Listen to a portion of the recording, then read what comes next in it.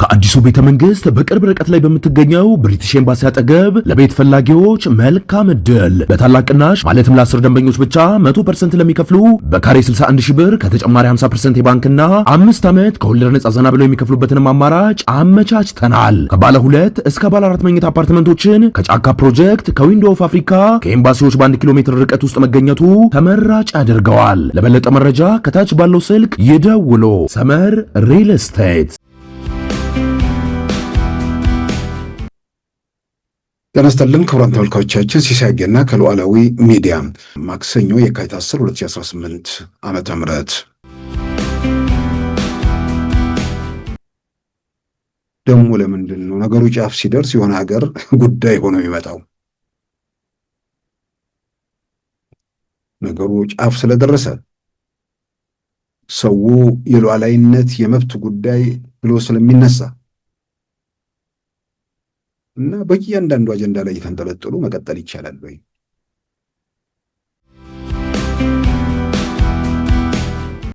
የረመዳን ጾም ለኢትዮጵያንም ገብቷል። ግን ኢትዮጵያን አማርኛ ነው የሚናገሩት፣ ኦሮምኛ ነው የሚናገሩት፣ ትግርኛ ነው የሚናገሩት፣ ሶማሊኛ ነው፣ አፋርኛ ነው እያልን ልንዘረዝር እንችላለን። ለነሱ መልእክት ከሆነ በኢትዮጵያ ቋንቋዎች ይተላለፍላቸዋል። ከምንም በላይ መልእክቱ ምንድን ነው? ከዛም በላይ ደግሞ ጾም ሲገባ ጠቅላይ ሚኒስትሩ መልእክት አስተላልፈው ያውቃሉ ወይ? ቱሪስቶቹ ኢትዮጵያ በሚቆዩባቸው ጊዜያት የሚያጠፉት ገንዘብ፣ ኢትዮጵያ ውስጥ የተሰሩ ስራዎች ቱሪስቶችን የመቆያ ጊዜ እንዳራዘሙ መለከት ነው ከበቂ በላይ።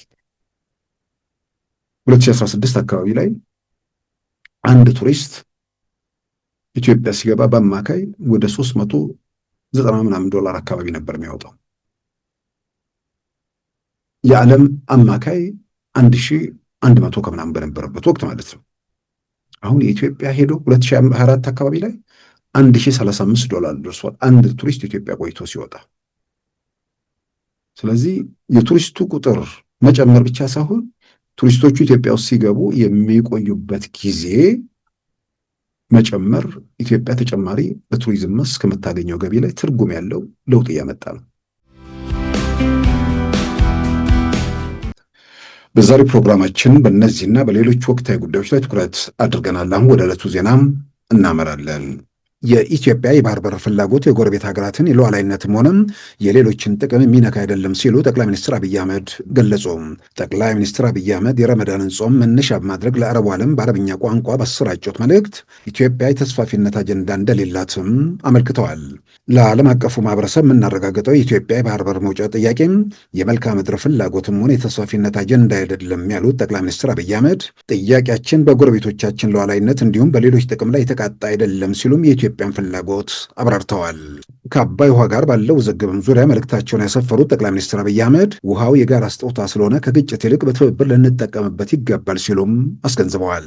ይህ በእንዲህ እንዳለም የቱርኩ ፕሬዝዳንት ጣይብ ኤርዶጋን በዛሬው ዕለት ለይፋ ጉብኝት አዲስ አበባ እንደሚገቡ ታውቋል። ፕሬዝዳንቱ በሁለትዮሽና አካባቢያዊ በሆኑ ጉዳዮች ላይ ከጠቅላይ ሚኒስትር አብይ አህመድ ጋር እንደሚወያዩና የተለያዩ የትብብር ስምምነቶችን እንደሚያደርጉ ከወጡ ዘገባዎች መረዳት ተችሏል። የቱርኩ ፕሬዝዳንት ጣይብ ኤርዶጋን ከኢትዮጵያ በተጨማሪ ዩናይትድ አረብ ኤምሬትን እንደሚጎበኙ አስቀድሞ የተገለጸ ቢሆንም በኤምሬቱ ፕሬዝዳንት ህመም ሳቢያ ጉብኝቱ ሌላ ጊዜ መራዘሙን የቱርክ መገናኛ ብዙሃን ቢዘግቡም የኤምሬት ዜና ማሰራጫዎች ፕሬዝዳንቱ ታሟል መባሉን አስተባብለዋል። ቱርክ በሱዳን ቀውስ እንደ ግብፅ ሁሉ የሱዳን ሉዓላዊ ምክር ቤት ፕሬዝዳንት ጀነራል አብዱልፈታህ አልቡርሃን ደጋፊ ስትሆን ኢትዮጵያና ኤምሬት ደግሞ ማረጋገጫ ባይሰጡም የፈጥኖ ደራሽ ወይም አርኤስኤፍ ደጋፊ መሆናቸው ሲገለጽ ቆይቷል። በኢትዮጵያ የቱሪስቶች ቁጥር እየጨመረ መምጣቱና ባለፈው የምዕራባውያን ዓመት ኢትዮጵያን የጎበኙ ቱሪስቶች ቁጥር ከ2004 ጋር ሲነጻጸር 15.3 በመቶ መጨመሩን ዩኤን ቱሪዝም አስታወቀ። ከኮቪድ ወረርሽኝ በፊት ከነበረው ዓመት 2019 ጋር የ2024 ሲነጻጸር ኢትዮጵያ ተጨማሪ 40 በመቶ ቱሪስቶችን በማስገባት በዓለም ላይ በመቶኛ ከቀዳሚዎቹ ሀገራት ውስጥ ተመዝግባለች።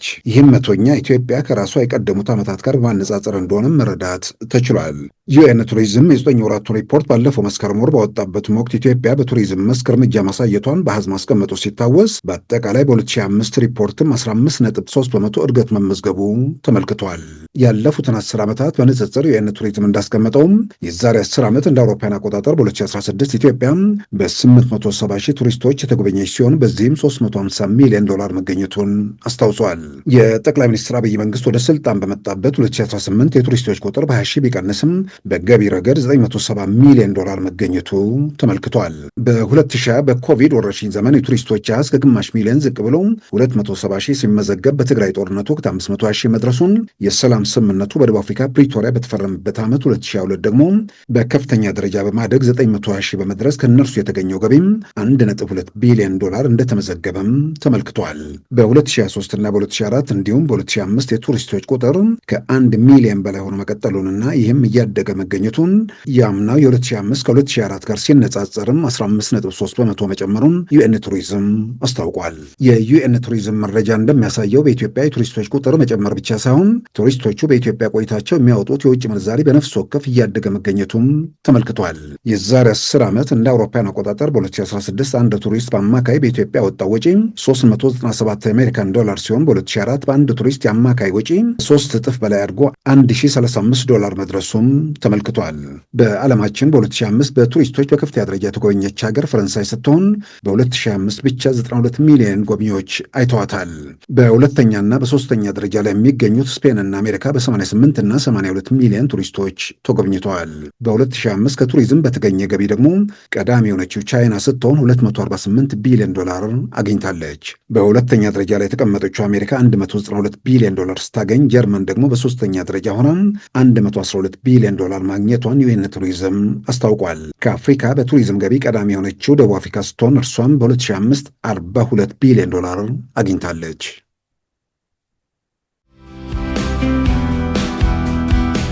ስለ ሀገሮ ሕገ መንግሥት ምን ያህል ያውቃሉ?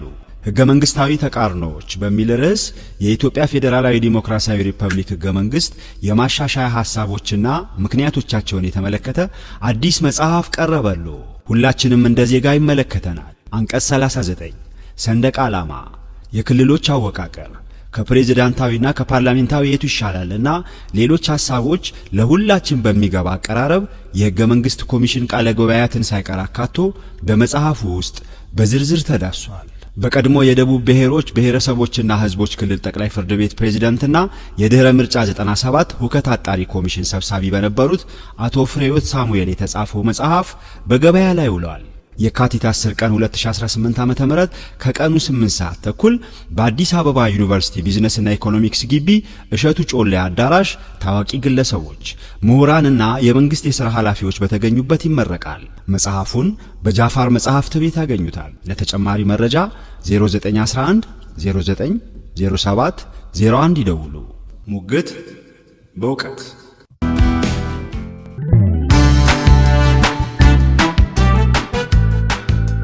ሉዓላዊ ሚዲያን ይደግፉ። ስራዎቻችንን ለብዙ እንድናደርስ ሰብስክራይብ፣ ሼር፣ ላይክ በማድረግ ሉዓላዊ ሚዲያን ያጠናክሩ። እውነትን እንዘግባለን፣ ኢትዮጵያዊነትን እናቀነቅናለን። መድረኩ ግን ለሁሉም አመለካከት ክፍት መሆኑን እናረጋግጣለን። ሉዓላዊ ሚዲያ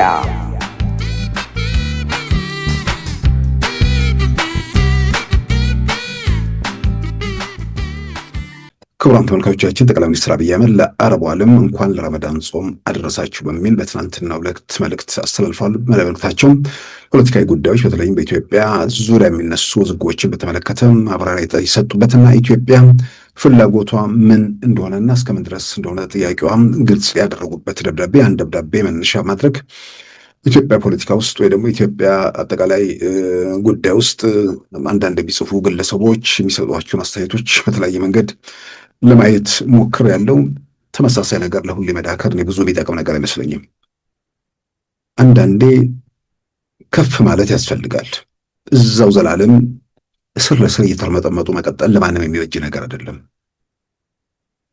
ረመዳን ጾም ሲገባ ለሙስሊሞቹ እንኳን አደረሳችሁ ብለው ታላቁ አብዩ የኦርቶዶክስ ጾም ሲገባ ግን ዝም አሉ። እንዲህ አይነት የረከሰ ነገር ውስጥ ዘላለም መዳከር ለማንም የሚጠቅም ነገር አይደለም። የረመዳን ጾም ለኢትዮጵያንም ገብቷል። ግን ኢትዮጵያን አማርኛ ነው የሚናገሩት፣ ኦሮምኛ ነው የሚናገሩት፣ ትግርኛ ነው የሚናገሩት፣ ሶማሊኛ ነው፣ አፋርኛ ነው እያልን ልንዘረዝር እንችላለን። ለእነሱ መልእክት ከሆነ በኢትዮጵያ ቋንቋዎች ይተላለፍላቸዋል። ከምንም በላይ መልእክቱ ምንድን ነው? ከዛም በላይ ደግሞ ጾም ሲገባ ጠቅላይ ሚኒስትሩ መልእክት አስተላልፈው ያውቃሉ ወይ? ለትንሣኤ ያስተላልፋሉ፣ ለልደት ያስተላልፋሉ። በየጊዜው በየአጋጣሚው ሃይማኖታዊ በዓላትን የእስልምናም የክርስትናን እንደዚህ መሰረት እያደረጉ መልእክት ያስተላልፋሉ። እንዲሁም የኢሬቻ በዓልን መሰረት አድርገው መልእክት ያስተላልፋሉ። ከዛ ውጭ ግን አብይ ጾም ስለገባ ወይ የሆነ ነገር ስለተከተለ በእያንዳንዱ ንጉር ላይ አስተያየት ሲሰጡ አይቻልም። አንድ መስመር እንኳን ለአረቡ ዓለም እንኳን አደረሳችሁ የሚል እንኳን መልእክት ቢሆን መልእክቱ ግልጽ ነው። ለኢትዮጵያ ሙስሊሞች ከሆነ የኢትዮጵያ ቋንቋዎችን ነው የሚጠቀሙት። በዋናነት መልእክቱ ምንድን ነው የሚለውንም ደግሞ እዛ ላይ ማየት ነው። እና አናዶሉ የቱርኩ ሚዲያ ጨምሮ በርካታ መገናኛ ብዙሃን የአረብኛ መልእክት ይዘት ምንድን ነው በሚል በእንግሊዝኛ ቋንቋ አስራጭተውታል። በዜና ደረጃ ማለት ነው። መልእክታቸው ግልጽ ነው። ኢትዮጵያ ከቀይ ባህርም ከአባይ ውሃ ጋርም በተያያዘ ያለባት ውዝግብ አለ። በየአጋጣሚውና በየመድረኩ ጠቅላይ ሚኒስትር አብይም ሌሎችም ባለስልጣናት በዚህ ጉዳይ ላይ የሚያነሷቸው ጉዳዮች አሉ።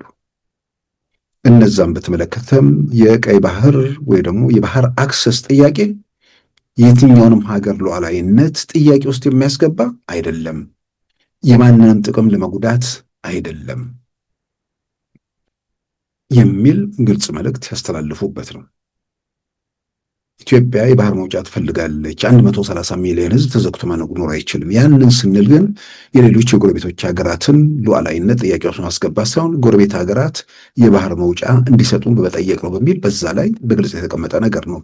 የአረብኛ መልእክታቸው በአንድ በኩል ከቀይ ባህር ጋር በተያያዘ ይሄኛው ነው። ከአባይ ውሃ ጋር በተያያዘም ባስተላለፉት መልእክት የእግዚአብሔር ስጦታ የሆነ ውሃ ነው፣ እሱም በጋራ እንተባበርበት እንጂ በጠላትነት የምንፈላለግበት መሆን የለበትም በሚል በዛ ላይም የኢትዮጵያን ጥያቄ አረቡ ዓለም እንዲረዳ ወይ ደግሞ እንዲገነዘብ አጋጣሚውን ተጠቅመው መልእክት አስተላለፉ። አንዳንዴ አሁን ብዙ ነገሮች ተሻሽለዋል የሚል ነገር እንሰማለን እንጂ አረቡ ዓለም ውስጥ እኮ ኢትዮጵያ ውስጥ ሙስሊም መኖሩን እንኳን የሚጠራጠሩ ሰዎች ያሉበት ሁኔታ ነው ያለው። በተለይ ለፖለቲካ ለምናምን የሚሰሩ ሰዎች ያሉ እንትን ለማለት። ስለዚህ ለአረቡ ዓለም በትላንትናው ዕለት ባስተላለፈ መልእክት ላይ የኢትዮጵያን ጥያቄ ተረዱ፣ የኢትዮጵያን ችግር ተረዱ፣ በመፍትሄ ረገድ ያነሳናቸው ነገሮች የትኛውንም ሀገር መብት ነፃነት ወይ ደግሞ ጥቅሞቹን የሚነካ ነገር አይደለም የሚል ግልጽ መልእክት የተላለፈበት መሆኑን የኢትዮጵያ መንግስት ካሰራጨው መረጃ ሳይሆን ይህንኑ አረብኛውን ወደ እንግሊዝኛም ወደ ተለያዩ ቋንቋዎች መልሰው ይፋ ባደረጉትም በተለያዩ መገናኛ ብዙሃንም ማይታየት የቻለ ነገር ነው።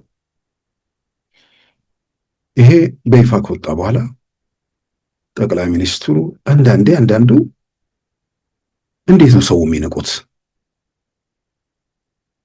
ለምንድን ነው አብይ ጾም ገብቷል ምን ብለዋል? ግን ጠቅላይ ሚኒስትሩ ለሙስሊሞቹ እንኳን አደረሳችሁ ብለው ኦርቶዶክሶቹን አለውላቸውም።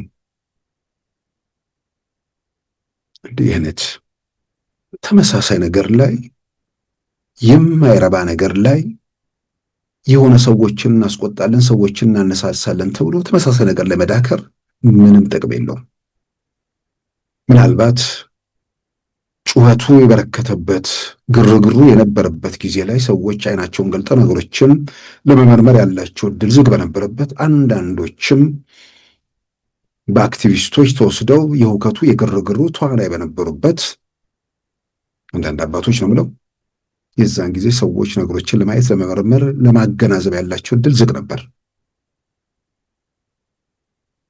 አይኑን ለገለጸ ህሊናውን አፍታቱ ነገሮችን ለሚመረምር ሰው በየትኛውም አጋጣሚና ሁኔታ ከንጉሱ ስርዓት በኋላ ከ1967 በኋላ ኦርቶዶክስ ተዋሕዶ ቤተክርስቲያን መብቷ ፍጹም በሆነ መንገድ የጠበቀበት ዘመን ነው። የኢትዮጵያ እስልምናም፣ የኢትዮጵያ ካቶሊክም፣ የኢትዮጵያ ወንጌላውያንም በጠቅላላ በማናቸው መመዘኛ ይሄ ዝም ብሎ ለገበያ የሚቸረቸረውን ነገር ሳይሆን ማሰብ ማገናዘብ ለሚችል ሰው አንድ ሁለት ሰው ተብሎ በሚዘረዘሩ ነገሮች በዝርዝር ማምጣት ይቻላል። በተለይ ደግሞ 27ቱ ዓመት ላይ በኢትዮጵያ ኦርቶዶክስ ተዋሕዶ ቤተክርስቲያን ላይ የነበረው ነገር ግልጽ ነው። የደርግ ጊዜ አጠቃላይ ሁሉም እምነት ላይ ያለ ተጽዕኖ ነው። የርዕዮተ ዓለም ጉዳይ ነው። እኔ አንዳንዴ ፍትሐዊ የሆኑ ነገሮችን ማየት ያስፈልጋል። የደርግ መንግስት ኢትዮጵያዊ መንግስት ነበር። አምባገነኖች ያሉበት መንግስት ግን የትኛውም ኢትዮጵያዊ በማንነቱ በቋንቋው ይሁን በሰፈሩ ይሁን በእምነቱ ማበላለጥ የሚፈልጉ ሰዎች አይደሉም። ይህን እውነት መመስከር ሁልጊዜም በጣም አስፈላጊ ነገር ነው። እርግጥ አንዳንድ እምነቶች ላይ ጫን ያለ ነገር እንደነበረ ይታወቃል።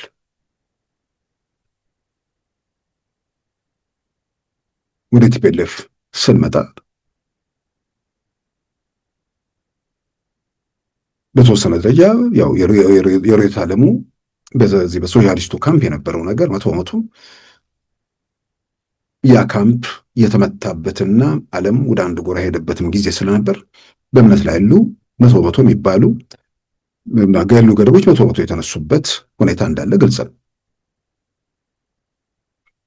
ነገር ግን ደግሞ በኢትዮጵያ ኦርቶዶክስ ተዋሕዶ ቤተክርስቲያን ላይ የተነጣጠረ በኋላ ላይ ደግሞ በኢትዮጵያ እስልምና ላይ የተነጣጠሩ ግልጽ ጥቃቶች ነበሩ።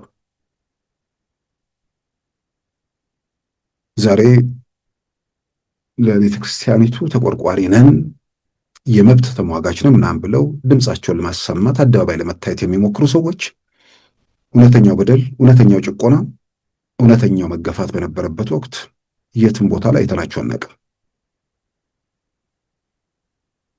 ምናልባት አንዳንዶቹ ተባባሪዎች ሊሆኑ ይችላሉ የችግሩ ማለት ነው። ፓትርያርክም የሚያክል ነገር ከመንበር አስነስቶ ከማባረር በላይ በቤተ ክርስቲያን ላይ ወንጀል የለም። ፓትርያርክን የሚያክል ከመንበር ላይ አስነስቶ እንደ ተራ ሰው በሞያሌ በኩል እንዲሰደዱ ከማድረግ በላይም ወንጀል የለም።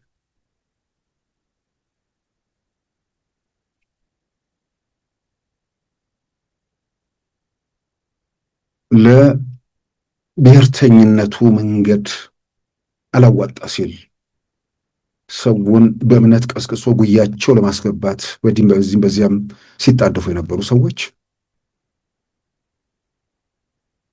እምነትን እንደ አጀንዳ የሚያደርጉ ግለሰቦች በሞያሌ እንዲወጡ የተደረጉትን የኢትዮጵያ ኦርቶዶክስ ተዋሕዶ ቤተክርስቲያን ፓትርያርክ ብፁዕ ወቅዱስ አቡነ መርቆሬዎስን ወደ መንበራቸው እንዲመለሱ ያደረገ መንግስትና ጠቅላይ ሚኒስትር ናቸው ኢትዮጵያ ውስጥ ያሉት። ከሩብ ክፍለ ዘመን በላይ ሁለት ቦታ የተከፈለችን የኢትዮጵያ ኦርቶዶክስ ተዋሕዶ ቤተክርስቲያንን ወደ አንድነት ያመጡ ጠቅላይ ሚኒስትር ናቸው።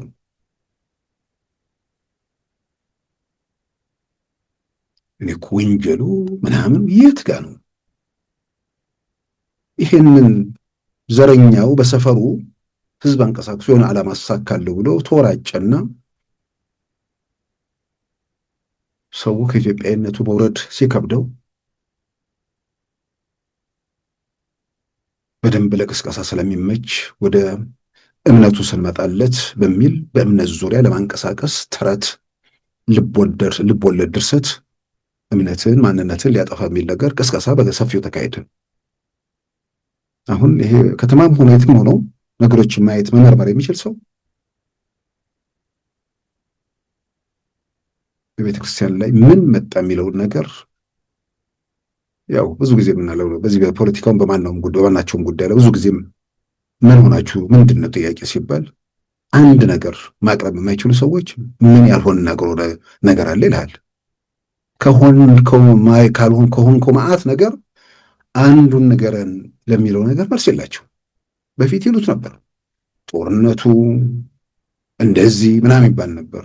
የጦርነቱ ባለቤት ሲታወቅ የሁሉ ነገር ባለቤት ሌላ አካል ሲሆን ችግር ፈጣሪዎቹ እነርሱ የሚደግፏቸው ግለሰቦች፣ ቡድኖች መሆናቸው ሲረጋገጥ አሁን ምን ያህል ሆነው ነገር አለ የሚል ድፍን ያለ ነገር ምን ያህል ሆነው ነገር አለ ለሚጠይቅ ሰው ለሚመረምር ሰው ገበያ ላይ ወጥቶ የሚሸጥ የሚቸረቸር ነገር አይደለም።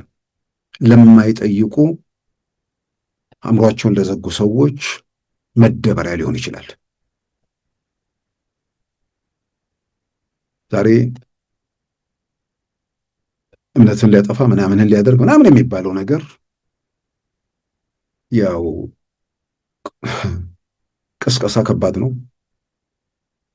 የሚቀሰቅስ ደግሞ ሰፈር ያለ ሰው ሲሆን የሚቀሰቅስ እምነት ቦታ ያለ ሰው ያውም ደግሞ ትልልቅ ቦታ የተቀመጡ ሰዎች ሲሆኑ ሰዎችን ለማደናገር ወይ ደግሞ ወደሆነ ነገር ላይ ሄደው ጥያቄ እንዲያነሱ ለማድረግ ያለው እድል ሰፊ ነው። ግን ማንም ከምንም በላይ አይኑን ያምናል። ከምንም በላይ የሚጨብጠውን የሚዳስሰውን ነገር ይገነዘባል። ያ የሁከቱ የግርግሩ የቀውሱ ዘመን ትርጉም ባለው ደረጃ እያለፈ ሰዎች ምን በኢትዮጵያ ውስጥ እየሆነ መሆኑን በእምነታቸው ላይ የሚሆን በማንነታቸው ላይ የመጣ የትኛው መንግስት የትኛው ቡድን እንደሌለ ይልቁንም በእምነታቸውም በማንነታቸውም ላይ መጥተው ጥቃትም ምንም ከሚያደርሱት ወገኖች ጋር ተከላካይ ነን የሚሉት አብረው መገኘታቸው ከመቼውም በላይ ግልጽ ሆኖ የወጣበት ጊዜ ስለሆነ ዛሬ ስለ ኑሮ ውድነት ወይ ደግሞ ስለ ሌላ ነገር ጥያቄ አንስቶ መነጋገር ይቻላል እንጂ በእምነት በሰፈር በምናምን ተብሎ የለም። ኢትዮጵያ ውስጥ ሰዎቹ ከሰፈር ባሻገር ማየት የሚችሉ ናቸው። ሰፈር ላይ የሚርመጠመጡ ሰዎች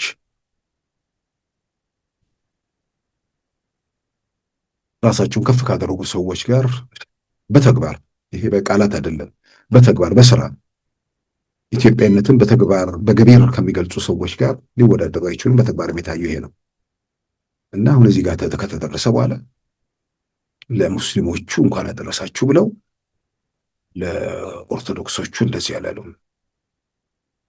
ይሄ ተረት በጣም በጣም በጣም አሳፋሪ።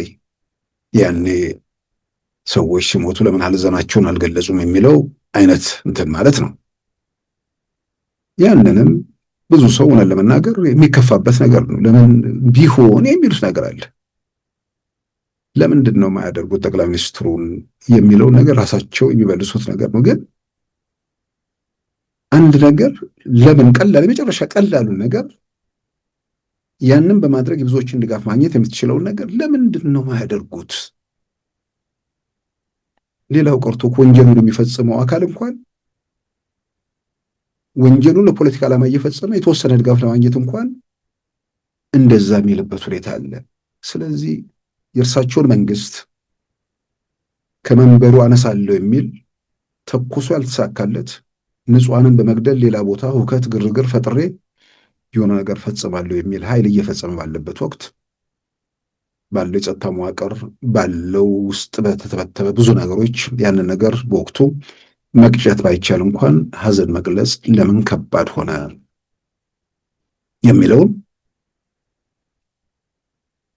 የሆነ አካል ግድያውን ስለሚደግፉ ነው፣ ለዚህ ማህበረሰብ ስለማያዝኑ ነው ምናምን የሚል ነገር ሲነግረው አንድ ሰው መጀመሪያ ለአቅመ ሔዋንና ለአቅመ አዳም የደረሰ ሰው ቆም ብሎ መጀመሪያ የሚያየው ይሄንን በማድረግ ምንድን ነው የሚጎዱት፣ ይሄን በማድረግ ምንድን ነው የሚጠቀሙት የሚለውን ራሱ ይመረምራል። ቢያንስ ለአቅመ ሐሳብ ያልደረሱ ሰዎች ገበያ ላይ የሚቸረችሩትን ነገር በቀላሉ አይገዛም። ግን ደግሞ ምን አለ የሚል ቁጭት ውስጥ ደግሞ የጥያቄ ውስጥ የሚገቡ ሰዎች ይኖራሉ። ግን ምክንያቱም ጠቅላይ ሚኒስትሩ ያውቁታል፣ እሳቸው ናቸው የሚመልሱት። ግን ለምን የሚለውን ነገር ሰው ይጠይቃል እኮ። በግል ሲጠይቅ የሚመጣልኝ ነገር ምናልባት ለአንዳንዶቹ የማይታያቸው በሚዲያ በምናምን ውስጥ ያለን ሰዎች ደግሞ የሚገለጥልን ሰዎች የየሰፈራቸውን ነገር ብቻ ስለሚያዩ ሌላው ሰፈር ምንድን ያለውን ነገር የሚለውን ስለማይገመግሙ በዛ መንገድ የሚፈጠሩ ክፍተቶች ይሆናሉ። ልክ በአማራ ብሔርተኞች ካምፕ እንደሚደረገው ሁሉ በኦሮሞ ብሔርተኞች ካምፕ በቪዲዮ ጭምር ከዚህ ቀደም አሳይተናል። አስፈላጊ ከሆነ ሁሉም ሊያሳዩ እንችላለን። ጠቅላይ ሚኒስትሩ የዚህኛው የምንድነው የትልቅ ፖለቲከኛ ሆኑ ሰው በጣም የሚታወቁ በኦሮሞ አመራር ውስጥ ትልቅ ቦታ ያለው ውጭ ያሉ ሰው ጠቅላይ ሚኒስትሩ የኦሮሞ ደም አይመስለውም። ሌሎቹ ሲሞቱ፣ ሌሎቹ ሲገደሉ ወጥቶ አዘኑን ይገልጻል። ይሄን በኦሮሞ ብሔርተኞች ካምፕ ማለት ነው። በአማራ ብሔርተኛውም ካምፕ ተመሳሳይ።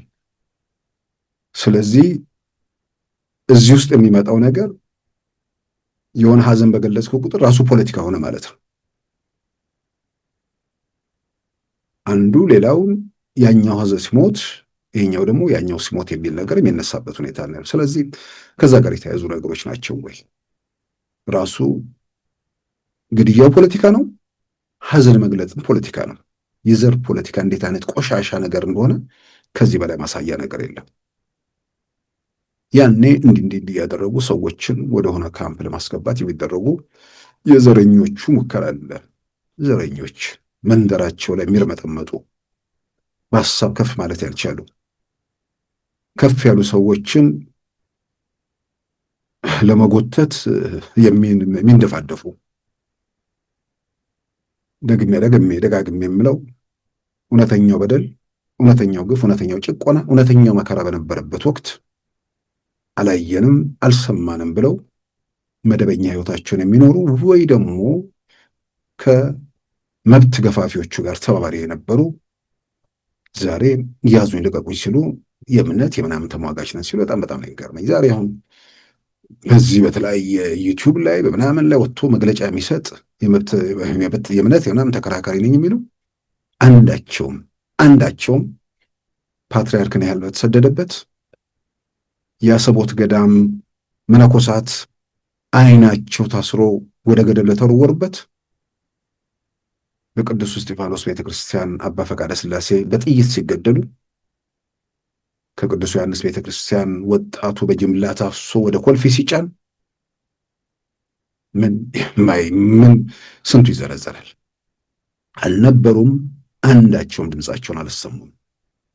የኢትዮጵያ ኦርቶዶክስ ተዋሕዶ ቤተክርስቲያን አባቶች መነኮሳት፣ የቤተክርስቲያኒቱ ትልልቅ አባቶች ጳጳሳት በህወሓት የደህንነት ሰዎች በራቸው እየተቆረቆረ በ2001 ዓመተ ምህረት ሐምሌ ወር ላይ ወከባ ሲደርስባቸው አንዳቸውም አልነበሩም። መግለጫ አላወጡም። ያው ቲፒኤልኤፍ ስለሚያፍን ስለሚቆነጠጥ እውነተኛ መብት ምንድን ነው? በተለይ ደግሞ የእምነት ሰው እምነት ጉዳይ ያስጨንቀኛል የሚል ሰው ቆንጣጩ ባለበት የዛን ጊዜ ነው። እምነት ነው ከምር መታመን ከሆነ ለእምነቴ የዛን ጊዜ ነበር የበለጠ መታገል የነበረብን። የተንሳፈፈ ነው፣ መሬት አልረገጠ፣ መቆንጠጥ አይችልም ምናምን ብለው ደግሞ ሌላው ላይ እንትን ሲሉ ነበር። ያው መቆንጠጥ ሲጀምር ደግሞ ብዙዎቹ አድራሻቸው ጠፍቷል። አሁን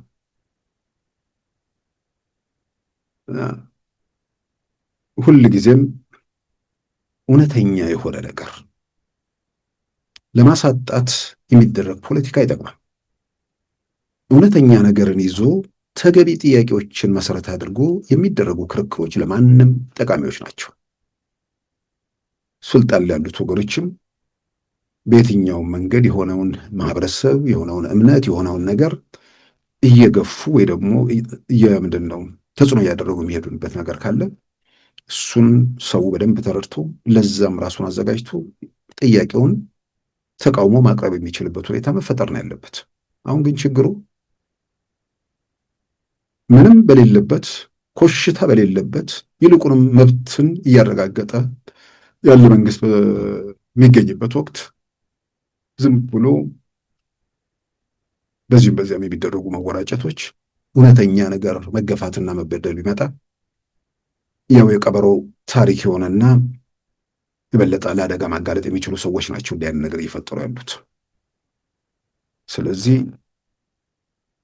ይሄ በቃ አሰልቺው ከሆነ ነገር መውጣት ነው። የሆነ ነገር በተደረገ ቁጥር ለቤተ ክርስቲያን ለምንድን ነው ጠቅላይ ሚኒስትሩ ይሄን አሉ ምናምን በቃ የቤተ ክርስቲያን አባቶች፣ የቤተ ክርስቲያን ተከታዮች ምን በሀገራቸው እየተካሄደ እንደሆነ ምን በእምነታቸው ላይ እየተካሄደ እንደሆነ አሁን ዩቲዩብ ላይ ተጥደው ብሶት፣ ጥላቻ ምናምን ሆኖ የቆሻሻ መራገፊያ መሆናቸው አብቅቶ ብዙዎቹ አይናቸውን ገልጠው ነገሮችን ማየት በመርመር የቻሉበት ሁኔታ ተፈጥሯል። ስለዚህ ይህንን ነገር ትንሽ ማለቱ ምንድን ነው ተመሳሳይ ነገር ውስጥ መዳከሩ ቢጠቅም ነገር አለው። ስለዚህ ጠቅላይ ሚኒስትሩ መልእክት በዋናነት ለአረቡ ዓለም ከቀይ ባህር ጥያቄ እንዲሁም ከአባይ ጋር ተያይዞ ያሉ ውዝግቦችን በተመለከተ እወቁልን፣ የእኛ ፍላጎት ይሄ ነው፣ በዚህ መንገድ ተረዱ የሚለው መሆኑን ገልጾናል። ከዛ ውጭ አሁንም ይሄ አሁን የኮሎኔል ፋንታሁን ሞዋባ በቅርቡ ወደ ሰላም መድረክ የተመለሱት የፋኖ መሪ በአማራ ወይ ደግሞ ፋኖ ትግል ውስጥ የነማን እጅ ያለበት የሚል ነገር ተጠይቆ በአማራ ክልል መገናኛ ብዙሃን ላይ የውጮቹን እነ ሻዕቢያን እነ ግብፅ ምናምን ጨመሩ፣ ዲያስፖራው ራሱ ከኢትዮጵያዊ እንደገናም ደግሞ የቤተ ክርስቲያን ሰዎች አሉ። እዚህ ምንድን ነው ፋኖ ትግል ውስጥ ያሉ ሰዎች ማለት ነው። አንድ እንዳይሆን ያደረገው ዋናው ምክንያት በዚህ በፋኖ ትግል የብዙ ኃይሉ ጣልቃ ገብነት አለ፣ ከውስጥ እስከ ውጭ ከውጭም እስከ ውስጥ ድረስ ማለት ነው። እነኛ ኃይሎች የፈጠሩት ጫና ነው ፋኖ ወደ አንድ እንዳይመጣ የሚያደረገው። ስለዚህ ጥቂት ዲያስፖራዎችም ብር ያላቸው አሉበት፣ የህወሓትም እጅ አለበት፣ የሻዕቢያም የግብፅም እጅ አለበት፣ የገዳማትም መነኩሴውም ሁሉም እጅ አለበት። እነዛውን ምንድን ነው ማሳካት የሚፈልጉት የሚለው ቀደም ሲል እንዳልኩት እውነተኛ ቤተክርስቲያን ለአደጋ መጥቷል ብለው ትርክቱን ስብከቱን ምናምን ሰምተው በዛ መንገድ የተወናበዱ ሰዎች የሉም ብዬ አላምንም። ግን መጽሐፍ ቅዱስን አውቀው ነገሮችን መርምረው ለሌሎች የሚያስተምሩ ሰዎች ያለና የሌለ የሆነና ያልሆነውን የሚነገረውና የማይነገረውን ነገር ለመለየት ለመረዳት ከማንም የተሻለ አቅምና ግንዛቤ አላቸው። ስለዚህ የመጀመሪያው ምዕራፍ መደናገር ይሁን እንበል። ዛሬም እዛ ካምፕ ላይ የቀጠሉ ሰዎች ካሉ በዛ አቋራጭ ምናልባት እንግዲህ የፖለቲካ ስልጣን ባይኖር ለውጥ ሲመጣ የቤተ ክርስቲያን ስልጣን ውስጥ እንወጣለን የሚል የስልጣን ፍላጎት ያላቸው ናቸው ማለት ነው። አሁንም በደንብ ይገነዘባሉ ወይ ነገሮችን የሚል ነገር ደግሞ ከመጣ ከተገነዘቡ ወደ ቤተ ክርስቲያንም ወደ መንግስትም ስልጣን የሚያወጣ መንገድ ላይ አይደሉም ያሉት። ምናልባት ሽሽቱን ስናይ አስመራ ላይ ምናምን ለማቋቋም ከሆነ እርግጠኛ አይደለሁም። እና ቤተክርስቲያን ምንድነው በቤተ እምነት በብሔር በምናምን የሚደረጉ ነገሮች ያንን ሁልጊዜ ለመቸርቸር የሚደረጉ ነገሮች የሚጠቅሙ ነገሮች አይደሉም። ይሄ ከእምነት ጋር ብቻ የተያዘ ሳይሆን በዚህ በብሔር ፖለቲካ ውስጥ አሁን የመጀመሪያዎቹ ዓመታት ሁልጊዜ ከሸኔ ጋር ተያይዞ ማለት ሰው ነገር አለ። የኦሮሞ ወጣቶች በለውጥ እንቅስቃሴ ውስጥ ከቲፒኤልኤፍ ጋር ሲፋለሙ ኦነግ መግለጫ ሲያወጣ ነው የምናውቀው። አንዲትም መንደር ላይ ደረስኩላችሁ ብሎ ወጣቶቹን ሲታደጋቸው አናውቅም። ሲዋከቡ መከራ ሰቆቃ ሲደርስባቸው አለሁላችሁ ሲል አናውቅም። ከዛም በላይ የሀገሪቱ ከፍተኛ የጦር ጀነራሎች ሄደው ትግል እናድርግ ሲሉ የወህኒ በር እንዲቆለፍባቸው የሚያደርግ የፖለቲካ ድርጅትነቱን ንግድ ያደረገ ቡድን መሆኑ የበለጠ ግልጽ ሆኗል። ይሄ ቡድን በወጣቱ በአጠቃላይ ኢትዮጵያን ትግል በነፃነት ገብቶ ነፃነትን ማጣጣም አቅቶት ልክ በቤተ ክርስቲያን በምናምን ሁሉ ሌሎች እንደሚወራጩት ሁሉ እንደውም ከነሱ ቀድሞ ቤተ መንግስት ካልገባ ብሎ ሲተኩስ የነበረ ቡድን የት ነበርክ? መብት ለመብት ወጣቱ ሲፋለም ኦሮሚያ ምድር ላይ ያ ሁሉ ትግል ሲደረግ የት ነበርክ? ኦሮሞ ነፃ ከወጣ በኋላ ለመተኮስ ከየት መጣ የሚለውን አሁን አብዝተው የሚጠይቁ እንዳሉ እረዳለሁ። ኦሮሞን ነፃ ከወጣ በኋላ ኦሮሞን ነፃ አለ ብሎ 6 ዓመት በተለይ አንዳንድ የኦሮሚያ አካባቢዎችን የሰቆቃ መደዳ ያደረገ ቡድን ማለት ነው። በተመሳሳይ አብን የመጣበት ወቅት በጣም ነው የሚገርመው። አሁን እዛ ውስጥ ያሉ ኃላፊነት የሚሰማቸው ዋላ ነገሮችን ገምግመው ብዙ ነገር እንትን ያሉ ሰዎች ለእነሱ ክብር አለኝ። ግን በፍጹም መረሳት የሌለበት ነገር በህገ መንግስት በተለያየ መንገድ ኢትዮጵያ ውስጥ አንድ ማህበረሰብ ላይ የሚደረጉ ዋንነትን መሰረት ያደረጉ የመገፋት የምናምን ነገሮች እንደነበሩ ጥያቄ ውስጥ የሚገባ ነገር አይደለም። ከህገ መንግስቱ ጀምሮ በደንብ የተሰራበት ማለት ነው። ያ አይነት ስርዓት ሲወገድ ያ ነገር አልፎ ወደ ህገ መንግስቱ ላይ ጥያቄ አለ። በአጠቃላይ ያ የመጣንበት መንገድ ትክክል አይደለም የሚል የፖለቲካ ቡድን የኢትዮጵያ ፖለቲካ ስልጣን ሲመጣ ለዚህ የፖለቲካ ቡድን ጊዜም ሁኔታዎችን ማመቻቸት ሲገባ በአፍላው በወከባ በስቃንትን ውስጥ እንዲገባ ካደረጉት በአብን እንቅስቃሴ ውስጥ ያሉ ሰዎች ናቸው። ለነሱ ለዛ ንግድ የተመቻቸው የነ ጀዋር አፍራሽ እንቅስቃሴ ነበር። ግን ማንም ፖለቲካውን የሚያክሰው ኃላፊነት የሚሰማው ሰው ጀዋር ለምን እንደሚረብሽ የነ ጀዋር ጥያቄ ምን እንደሆነ በአደባባይ የሚያገለጡትና ያረጋገጡት ስለሆነ እኛ የማንፈልገው እኛ ያልወሰንነው ሰው በኢትዮጵያ ምድር ከዚህ በኋላ አይመራም የሚል በአደባባይ ስብከት የሚያደርጉበት ኦሮሚያ ላይ የፈቀዱትን የፈለጉትን ለማድረግ እንችላለን ብለው የሚደነፉበትን የሚፈነጩበት ጊዜ ነው። በተከበብኩኝ ስንቱ እንዳለቀም የምናስታውሰው ነው። በዛን ወቅት የሰከነ ነገሮችን የሚያይ ሰው የዚህ ሰው አካሄድ የሸኔዎቹ አካሄድ ስልጣን ላይ ያለው መንግስት የኢትዮጵያ መንግስት ስለሆነ ለነሱ የዘር ፖለቲካ ስላልተስማማ ያንን ከሂደቱ ለማውጣትና መንግስት ምልክት ቤተ መንግስቱን ተቆጣጥረው የቲፒኤልኤፍ አይነት ስርዓት መዘርጋት እንደሆነ ለማንም ግልጽ ነው። ይሄ ባለበት ወቅት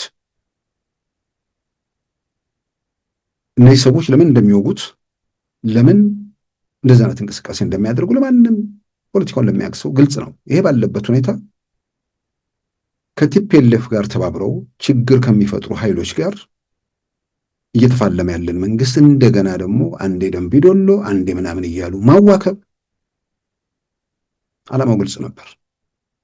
ጉዳዩ የአማራ ህዝብ መብት ምናምን አይደለም። የሆነ አንድ ኃይለኛ የሚባል ቡድን የፖለቲካ ስልጣኑን ለቋል። አሁን የመጡት ገና ራሱ የሆነ ቦታ መሰረት የላቸውም። ሁሉም በየሰፈሩ ተደራጅቶ ፈንቅዬን እቀመጣለሁ ብሎ የሚያደርገው መራወጥ ነበር። የሚያሳዝነው ልክ እንደ ሸኔው ሁሉ ያዙ ሊቃቆኝ የሚሉት ከፊት መስመር ላይ ሲወራጩ የነበሩት አሁን ፓርላማ ምናምን የሚሉ ሰዎች የት ነበሩ? የት ቦታ ላይ ስለ መብት ትግል አድርገዋል? የት ቦታ ላይ ስለ አማራ ወይ ደግሞ ስለ ቤተክርስቲያን ድምጻቸውን አሰምተዋል? የሉም። እንደውም ታሪካቸው ከቲፒኤልኤፍ ጋር በመተባበር የሚታወቁ ሰዎች ናቸው።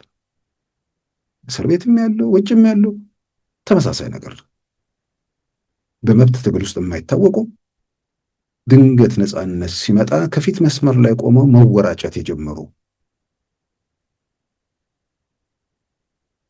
ዱላ ምናምን ሲበዛ ደግሞ ያው የሚሸሸጉ ማለት ነው እንዲህ አይነት ሰዎች። ስለዚህ በየትኛውም አቅጣጫ ኢትዮጵያን የለውጥ እንቅስቃሴ የለውጥ ተስፋ ያ ከዳር እስከ ዳር ኢትዮጵያን ሆ ብለው የተነሱበትን ነገር ለማጨለም ለማቀጨጭ የብርሃን ጉዞውን የጨለማ ለማድረግ የተወራጩት ጠቅላላ በመብት ትግል ውስጥ የማይታወቁ ፈርተው ደንግጠው ከገዢዎች ጋር ተባባሪ የነበሩ በአንድም በሌላ ለችግሩ አስተዋጽኦ ያደረጉ ሰዎች ናቸው። ስለዚህ ያ የቀውስ ጊዜ ለቀውሱ አስተዋጽኦ ባያደርጉ ኖሮ ምናልባት ብዙ ነገሮችን መሻገር፣ ብዙ ነገሮችን ለመለወጥ፣ ብዙ ነገሮችን በማሻሻል ያለው እድል በጣም የሰፋ ይሆን ነበር። አሁን አንዳንድ ወገኖች አይንም መግለጥ ነው ላይ ቲፒኤልኤፍ ጋር ኢትዮጵያ መንግስት ጦርነቱን አካሄደው በኋላ ላይ ሰላም ስምምነት ሲፈራረም የተጠራቀመውን ነገር ነው። እንደዚህ ግድያ ሲኖር ምናምን የሚለውን ነገር ግድያው ማንም ይገድለው ገዳዮቹ ጋር ማን ናቸው የሚተባበሩት ምናምን የሚለው ለሚጠይቅ ሰው ሁሉ ግልጽ ነው። ለምን መቋቋም አቃተው? ውስጡ ጭምር በዘረኛ የተተበተበ መንግስት ነበር። ዘረኞች እየተነቀሉ አቅሙ እየጠነከረ ነገሮችን በመዳፉ እያስገባ ሲሄድ ደግሞ ምን እየሆነ እንደሆነ በደንብ እያየን ነው። ከዛ ጋር ተንከባሎም አሁን ስለ ፋኖ እንቅስቃሴ ትጥቅ ትግል ስለመውጣታቸው ምናምን የሚነሳውም ነገር አንድም ያው ሄደው እዛ የቆዩ ሰዎች ያን እንዲያስተባብሉ አልጠብቅም። ማንም የሚነሱት ጥያቄዎች ጠቅላላ ምንድን ነው ጥያቄያችሁ ለሚባለው ነገር ሁሉ የሚነሱት ጥያቄዎች ቲፒኤልኤፍ የፈጸመው ነገር ነው። ቲፒኤልኤፍ ህገ መንግስት ላይ የተቀረጸ ነገር ነው። የጠቅላይ ሚኒስትሩ መንግስት ወይ አጠቃላይ ቡድናቸው የሚጠየቀው ነገር ካለ ለምን ህገ መንግስቱን አላሻሻልኩም አልለወጥኩም ነው። ቅድም ያልኩት ነገር ነው። በሰፈር ቆመ ካየ ጥያቄ ትክክል ነው። እዛ ሰፈር ያለው ምን ይላል የሚለውን ነገር እስካልተሰማ ድረስ እችን ቀላል ጥያቄ መለወጥ ምን ያስቸግራል የሚል ነገር ይመጣል። ነገር ግን ደግሞ እዛ ሰፈር ህገ መንግስቱ አይነካ ብቻ ሳይሆን ቅዱስ መጽሐፍ ቅዱስ ቁርአን አድርገው የሚመለከቱ ወገኖችም ያሉበት ሁኔታ ነው። ስለዚህ ጫፍና ጫፍ ያሉ ኃይሎች ባሉበት ሁኔታ ውስጥ እብድ ገላጋ ባለበትም በዚሁ ህገ መንግስት መቀጠል ከቻልክ ቢያንስ የእብዱ ገላጋይ በሌለበት ማለት የእብድ ገላጋይ ቶቶቶ እያለ የሚያደባደም ማለት ነው። ሆን ብሎ የእብዱ ገላጋይ በሌለበት በዛ ህገ መንግስት ዘላቂ መውጫ ህገ መንግስት እስኪሰራ ድረስ ያንም ደግሞ መንግስታት በተቀያየሩ ቁጥር ሳይሆን ዘላቂ እንዲሆን የምክክር ኮሚሽን የሚል አማራጮች መጥተው በዛ በኩል የምክክር ኮሚሽኑ ከመምጣቱ በፊት እኮ የኢትዮጵያን ችግሮች ለሚል እኮ ጠቅላይ ሚኒስትሩ ከመጡ ጊዜ ጀምሮ ብዙ ነገር እኮ ነው የተሞከረው። በተለይ የድንበር የወሰን ምናምን ኮሚሽን፣ ምክንያቱም ጥያቄዎች ከዛ ጋር ተያይዞ የሚነሱ ነገሮችም ስለነበሩ ብዙ ነገሮች እንትን ተብለዋል። ግን ነገሩን ለማጦስ አሁን አንዳንዱ ቅን እኮ ምናምን ጥያቄያቸው እኮ ያኔ በአብንም በምንም የሚነሳው ጥያቄ ቅን ጥያቄም አይደለም። የመጀመሪያው ስልጣን ያለው መንግስት መሬት እንዲረግጥ ከማድረግ ይልቅ ያኛው መንግስት ገና ከነ መሳሪያው ከነ አቅሙ ባለበት ሁኔታ ውስጥ የሚደረጉ መወራጨቶች ደራ መተማ ምንድን ነው አንዴ ደራ አንዴ መተከል የሚባሉ ነገሮች ምን ነበሩ ዓላማቸው? ህዝብ ለማሰባሰብ ምናምን። እውነተኛ ነገር ያ የግፍ ስርዓት ሲያበቃ ያ የበላይና የበታች የሆነ ስርዓት ሲሄድ እንዴት ሁኔታው ተረጋግቶ መሰረት ይዞ ሊቀጥል ይገባል የሚለው ነገር ላይ ያ ሁኔታ እንዳይመለስ ለማድረግ ምን መደረግ አለበት የሚለው ላይ ትኩረት ሰጥቶ መስራት፣ በተግባራዊ እንቅስቃሴው ምን እያደረገን ያለው የሚለውን መንግስትን መገምገም፣ ከምንም በላይ ደግሞ ብሔርተኛው በዛ መንግስት ላይ ምን እያደረገ ነው የሚለውን ነገር ማንበብ፣ እሱን ነገሮቹ ገምግሞ የራስን ነገር ማድረግ የሚቻልበት ሁኔታ ነበር። ግን ያው የብሔረሰብ ስም የእምነት ስም ምናምን ይጠራል። ሁሉም መንጠልጣያ ነው። በዛ መንገድ የተጓዙ ሰዎች አንዳቸውም ለየትኛውም ብሔረሰብ ለየትኛውም እምነት ተቆርቋሪ ያለመሆናቸውን በተግባር ታይቷል። የፈለጉት መንጠልጣያ ነው። በሱ ላይ ተረማምደው ቤተ መንግስት ወይ ደግሞ ቤተ ክህነት ቁንጮ ላይ ለመውጣት የሚደረጉ መራወጦች ነበሩ። ከዛ በኋላ ተከባለለና አሁን አይ ቲፒኤልኤፎች እኮ መጨረሻ ላይ መሳሪያ እንዳይፈቱ የተደረገው ስልጣን ላይ ያለው መንግስት ሁልጊዜም እነሱ ከላይ ሆነው አማራው እንደዚህ እንዲያደርጉ ነው ምናምን ነበር መጀመሪያ አካባቢ ሲደረግ የነበረው ነገር። ሁሌ የምምለው ነገር ነው። በግሌ የማምነው ነገር ለምንድን ነው ያኔ መንግስት እስከ መጨረሻው ድረስ አስገድዶ ማስፈታት ያልፈለገው? ምን ይጠቀማል? ምን ያጣል? የደበቋቸውን መሳሪያዎች በተመለከተ የወቅቱ በአፍሪካ ህብረት የተቋቋመው የሞኒተሪንግ እና የቬሪፊኬሽን ቡድን እንዲሁም የኢትዮጵያ የሀገር መከላከያ ሰራዊት ገብቶ በመረጃ ላይ ጭምር የተደረገ አሰሳ ለማድረግ ያንን ለምን ሳያደርጉ ቀሩ? ነፍስ ወከፍ መሳሪያዎችን በተመለከተ በይፋ የተገለጸ ነገር ነው። ወታደሮቹ ወደ ሰላማዊት እስኪመለሱ ድረስ መሳሪያቸውን ይዘው መቆየት አለባቸው የሚል ነገር ስለተነሳ ነው። ግን ያንን በዛ ረገድ መንግስት ወደ እርምጃዎች ለመሄድ በሚገባው መጠን ያን ሄዷል ብዬ አላምንም። ለምሳሌ መሳሪያ እንደሚደብቁ ምንም የሚያጠራጥር ነገር አይደለም። ምናልባት የመሳሪያ መደበቁን በተመለከተ ያኔ ላይ ከሚያደርገው እንቅስቃሴ ይልቅ ዛሬ የበለጠ በመረጃ ላይ የተመረከዘ እንቅስቃሴ ለማድረግ ያለው እድል ሰፊ ነው። ያኔ ቲፒኤልኤፍ አንድ ነበር፣ ነገር ግን ማሰስ የሚችልበት እድል ሰፊ ነበር። እዛ ላይ ትኩረት አልተደረገም። ያ ሰላም ስምምነቱ ላይ በለጠ ሰላምን ለማረጋገጥ እዛ ያሉ የተዘጉ ምናምን ነገሮች ለመክፈት ነበር ያተኮረው። ያ ለምን ሆነ የሚለው ነገር ደግሞ ሲመጣ ምንም መንግስት በዚህ ጉዳይ ፍላጎቱ ምንድን ነው? ዓላማው ምንድን ነው? መንግስት ነው የሚያውቀው። ግን ምንድን ነው ወቅቱ የነበረው የሚለውን ነገር ደግሞ ማንም ሰው ሲገመግም የሚመጣለት ነገር አለ። ቲፒኤልኤፍ ተኩሶ የመጨረሻው ጥግ ድረስ ሄዶ አለኝ የሚለውን ሁሉ ነገር አድርጎ መጨረሻ ላይ ተንፍሷል። ገና ለማንሰራራት እንኳን ለንሰራራ ቢል ጊዜ እንደሚወስድበት ምንም የሚያጠራጥር ነገር አይደለም። በአንጻሩ ደግሞ አማራ ክልል ላይ እንቅስቃሴ አለ። በውጭ ያለኑ ሰዎች ከምናየው በላይ መንግስት ደግሞ የበለጠ መረጃ አለ። እነ ጀነራል ተፈራ በአደባባይ አሁን እየተናገሩ ያሉትን ነገር ያኔ መንግስት አያውቅም ማለት አይደለም፣ እየተዘጋጁ ነበር።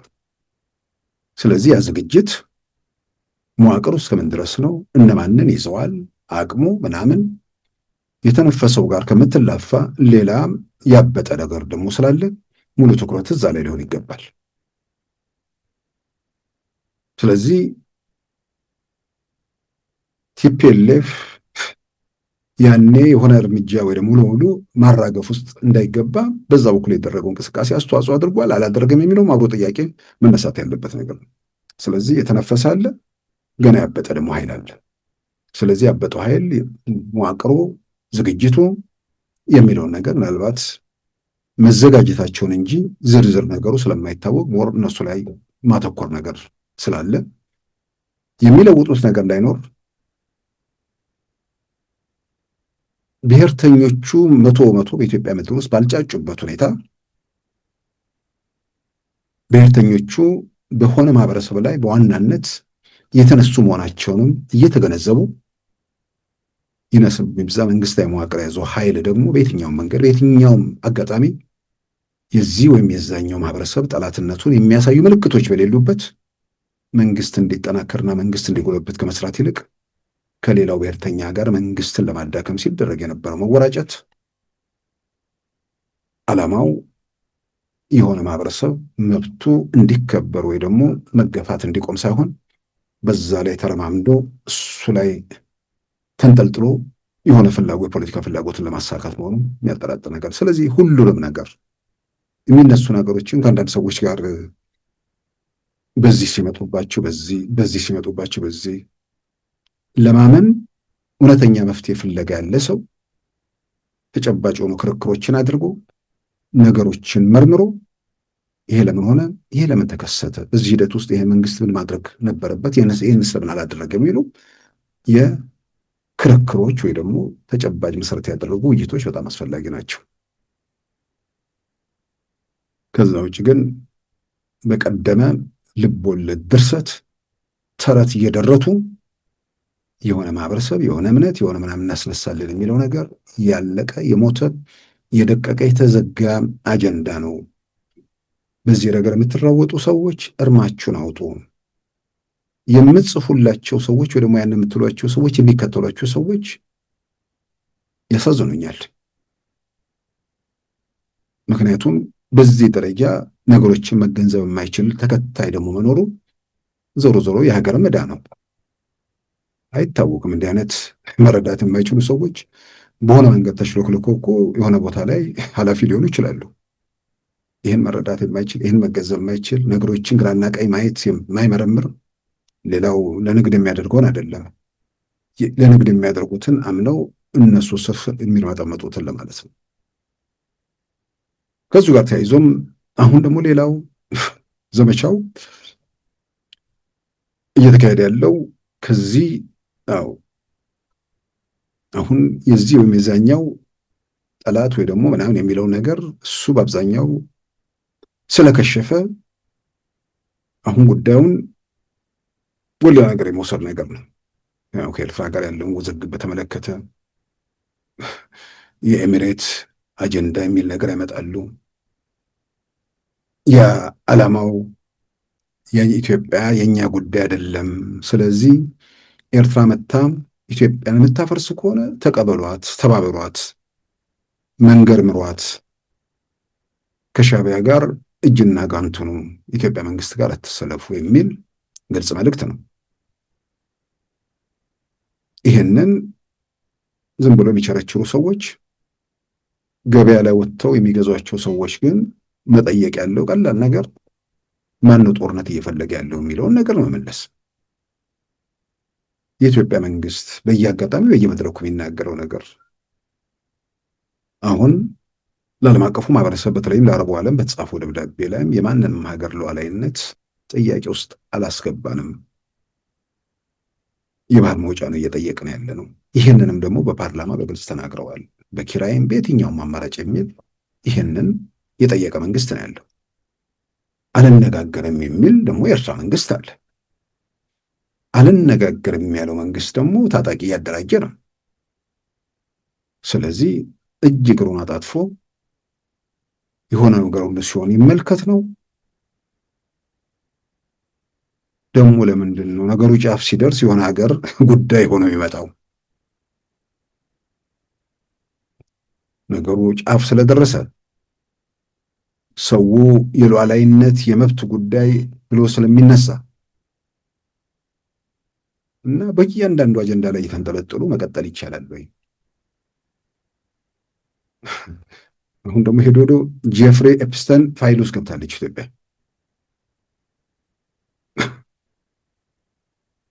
የዲፒ ወርልድ የዚህ የዱባዩ ወደቦች አስተዳደር እዛ ውስጥ ያለ ዋና ስራ አስፈጻሚው ጄፍሪ ኤፕስተን ፋይል ውስጥ ተገኘ። ይህ ሰውዬ ኢትዮጵያ ካሉ ሪዞርቶች በአንዱ ይዝናና ነበር። እነዚህ ሪዞርቶች ለምን ዓላማ ነው የተገነቡት የሚል ጀዋር ጥያቄ አንስቶ ታየን። አስገራሚ ነገር ነው። ምናልባት ጄፍሪ ኤፕስተን ፋይል ውስጥ ለረጅም ጊዜ ዓለም ቢሊዮነር ቁጥር አንድ ሆነው የቆዩት ቢልጌትም አሉበት። ቢልጌትም ከኢትዮጵያ መጥተው ነበር። ምናልባት አለላ ኬላ ወይ ደግሞ ያኔ ጎርጎራ ማለቁን እርግጠኛ አይደለሁም። ቤኑና ወይ ደግሞ ወንጪ ማዕት ናቸው። ማዕት አንዱ ጋር አርፎ ሊሆን ይችላል። ስለዚህ እሱም ከዛ ጋር እያዝ ማዕት ሰዎች ሸራተን አልፈዋል። ማዕት ሰዎች ስካይላይት አልፈዋል። ማዕት ሰዎች ሂልተን አልፈዋል። አዲስ አበባ ሂልተን። እንደው መያዣ መጨበጫ የሌለው ነገር ውስጥ ገባን እኮ ኢትዮጵያ ፖለቲካ። ሰዎቹን ግራ አጋባቸው የኢትዮጵያ መንግስት ማለት ይቻላል። የሚንጠለጠሉበት ነገር አጥተው ግራ ተጋቡ። ብልጭልጮች ሲባሉ የነበሩ ነገሮች ክላስ ያላቸው ሰዎች የሚያርፉባቸው ቦታ መሆናቸውን ደግሞ መመስከር ከራስ ጋር የሚፈጠር ግጭት ነው።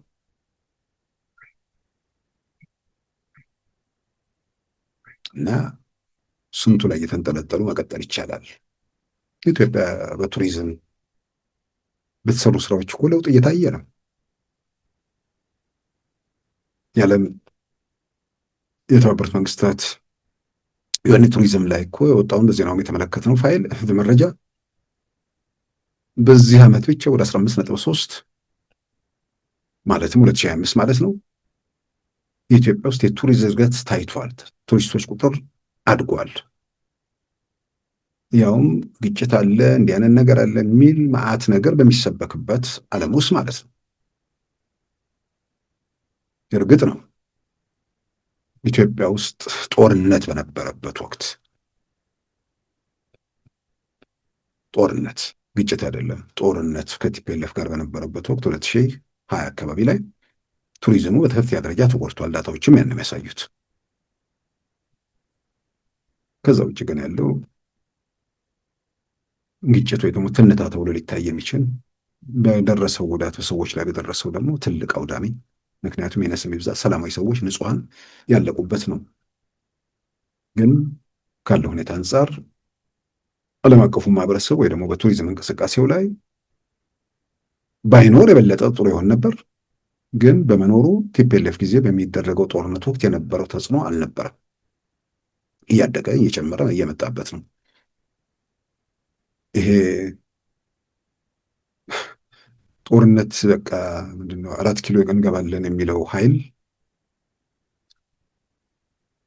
እሱን የሚያምኑ ሰዎች መንግስት እየወደቀ ነው ብሎ የሚናገሩ ሰዎች አሉ። እና አንዳንዴ እነዚህ ሰዎችን ሆነ አንሳፎ መጨረሻ ላይ ደርሰው ሲፈጠፈጡ ምን እንደሚሆነው ግራ ይገባኛል። ያጥንታቸውም እንትን አይገኝም። እና ኢትዮጵያ ውስጥ ያው መረጃዎችን የትኛውም ቱሪስት ይሰበስባል። ግን ችግሮቹ የት አካባቢ ናቸው የሚለውን መሰረት አድርጎ ከምንም በላይ ደግሞ ኢትዮጵያ ውስጥ ያሉ ነገሮች ማረፊያዎች፣ በማረፊያ ደረጃ በጣም ትርጉም ያላቸው ሰዎች የተሰሩ ስለሆነ ስለዚህ የቱሪዝም እንቅስቃሴው እየጨመረ መጥቷል።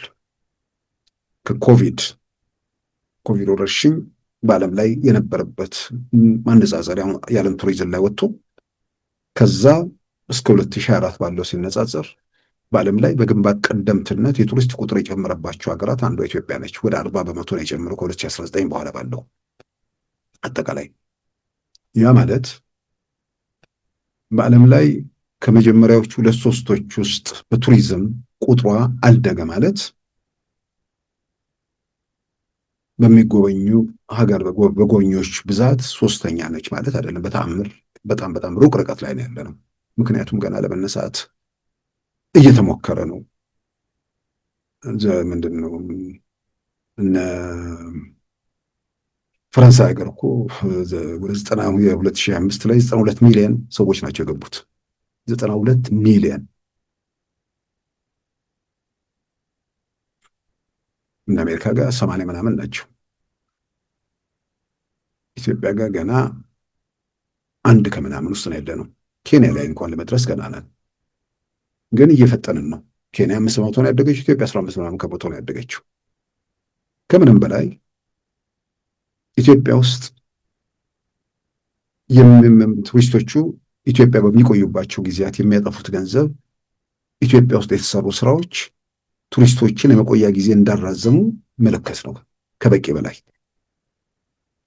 2016 አካባቢ ላይ አንድ ቱሪስት ኢትዮጵያ ሲገባ በአማካይ ወደ 390 ምናምን ዶላር አካባቢ ነበር የሚያወጣው።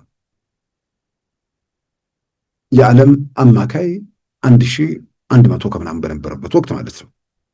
አሁን የኢትዮጵያ ሄዶ 2024 አካባቢ ላይ 1035 ዶላር ደርሷል አንድ ቱሪስት ኢትዮጵያ ቆይቶ ሲወጣ። ስለዚህ የቱሪስቱ ቁጥር መጨመር ብቻ ሳይሆን ቱሪስቶቹ ኢትዮጵያ ውስጥ ሲገቡ የሚቆዩበት ጊዜ መጨመር ኢትዮጵያ ተጨማሪ በቱሪዝም መስክ ከምታገኘው ገቢ ላይ ትርጉም ያለው ለውጥ እያመጣ ነው። ሰዎች አዲስ አበባ ገብቶ አዲስ አበባ ከተማ ላይ ብቻ ብዙ ቦታዎች ለመቆየት ያለው እድል ሰፊ ነው። የትኛውም ቦታ ላይ ታላቁ ኢዮቤልዩ ቤተ መንግስት ገብቶ ከከተማ ወጥቻለሁ ብሎ ሰው ሊያምን ይችላል። ሁሉ ነገር ያለበት ነው። ሁሉ ነገር የሆነ የከተማ ግርግር የሰለቸው ሰው ልዩ በልዩ ቤተ መንግስት ገብቶ ራሱ መርሳት ይችላል። የሆነ ቦታ ውስጥ ገብቶ ሁሉ ነገር አለ። ሬስቶራንቶች አሉ፣ ካፌዎች አሉ። እየጎበኘ ምን እያለ የሚያስፈልገው 300 ብር ብቻ ነው ገብቶ እንትን ለማለት። አጠቃላይ ልጎብኝ ካለ ደግሞ ወደ 1000 ብር ምናምን አካባቢ ስለሚያስጠይቁት እንሸገራሉ። ወደ ላይ እንጦጦ መውጣት ይቻላል። በየቦታው ማረፊያዎች ምናምን ያሉበት ሀገር ነው። በቅርብ ርቀቱ ላይ እነ ወንጪ አሉ፣ ቅንጡ ሪዞርቶች ማለት ነው። እነ ቤኑን አሉ በቅርብ ርቀት ላይ። እንደውም አሁን በቅርቡ የቫለንታይንስ ዴይ ምናምን ተብሎ ታዋቂ የኪነ ጥበብ ሰዎች ሁሉ የተገኙበት መድረክ እዛ መካሄዱን ማስታወቂያ ምናምን አይቻለሁ። እና ኢትዮጵያ ውስጥ ትርጉም ያለው ነገር አፍራሾች፣ ሁከት ቀስቃሾች ኢትዮጵያን ወደኋላ ለመመለስ ህዝቡን ለማጎሳቆል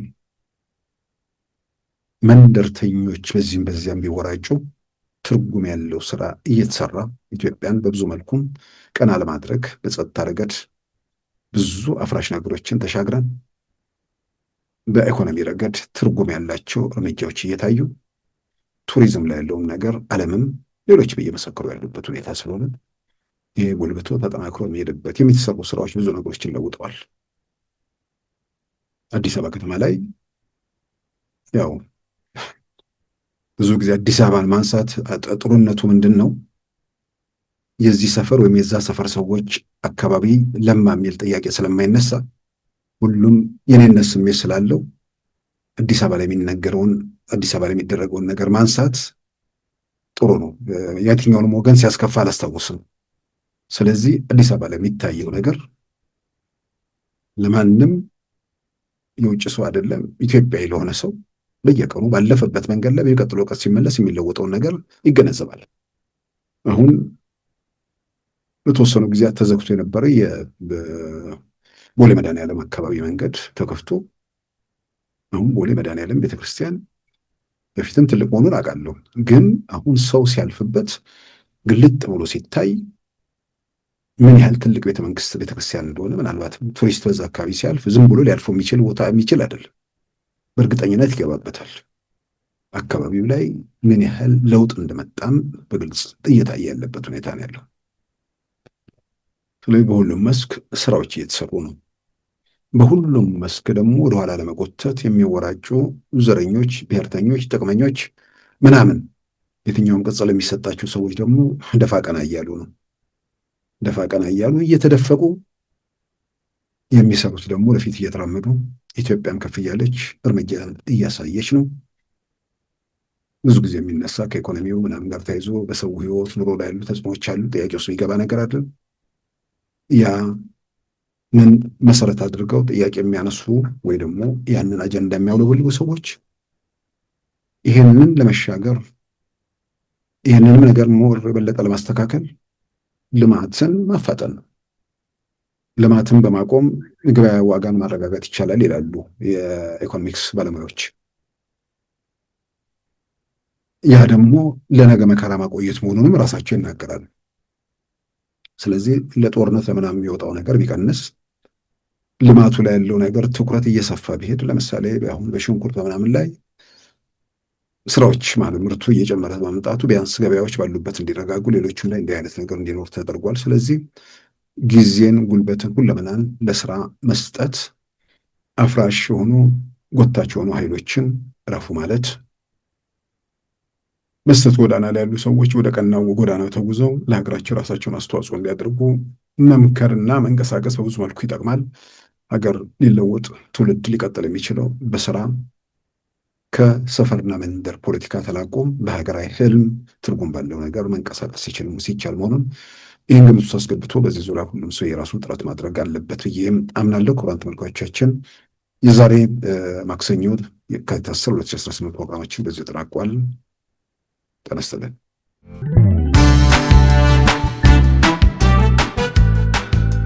ሉዓላዊ ሚዲያን ይደግፉ። ስራዎቻችንን ለብዙ እንድናደርስ ሰብስክራይብ፣ ሼር፣ ላይክ በማድረግ ሉዓላዊ ሚዲያን ያጠናክሩ። እውነትን እንዘግባለን፣ ኢትዮጵያዊነትን እናቀነቅናለን። መድረኩ ግን ለሁሉም አመለካከት ክፍት መሆኑን እናረጋግጣለን። ሉዓላዊ ሚዲያ